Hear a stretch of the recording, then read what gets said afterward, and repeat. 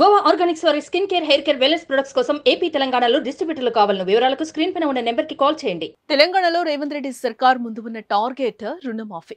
రైతులకు రుణమాఫీని ప్రభుత్వం ప్రతిష్టాత్మకంగా తీసుకుంది. రుణమాఫీ కోసం ప్రభుత్వం విపక్షాల మధ్య పెద్ద యుద్ధమే జరుగుతోంది.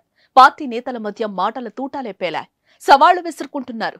రేవంత్ రెడ్డి మాత్రం ఆగస్టు 15లోగా రైతు రుణమాఫీ చేస్తారని శపథం చేసి కూర్చున్నారు.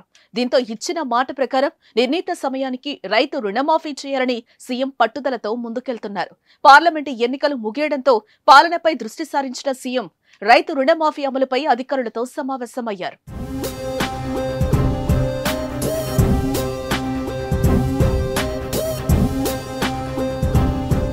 రుణమాఫీ అమలు చేయడానికి అవసరమైన ఏర్పాట్లు చేయాలని అధికారులను ఆదేశించారు.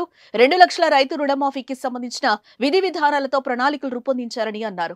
అవసరమైతే రైతుల సంక్షేమానికి ప్రత్యేక కార్పొరేషన్ ఏర్పాటు చేసి రుణమాఫీకి సరిపడే నిధులను సర్దుబాటు చేయాలి.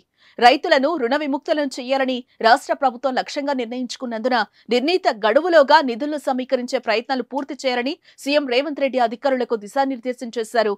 భారీ మొత్తంలో నిధులు ఇచ్చేందుకు ముందుకొచ్చే బ్యాంకర్లతో వేగంగా చర్చలు జరపాలని సూచించారు. మహారాష్ట్ర, రాజస్థాన్, ఇతర రాష్ట్రాలు అనుసరించిన విధానాలను అమలు చేయాలని అధికారులకు సీఎం తెలిపారు.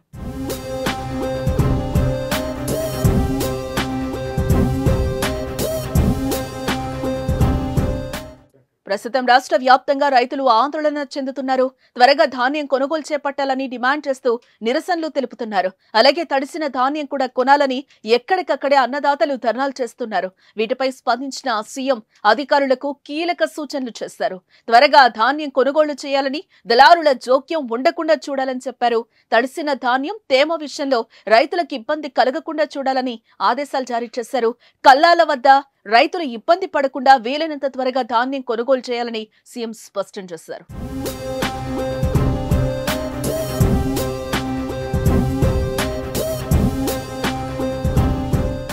సుమన్ టీవీలో మీ పర్సనల్ అండ్ బిజినెస్ ప్రమోషన్స్ కోసం కింది నెంబర్కి కాంటాక్ట్ చేయండి.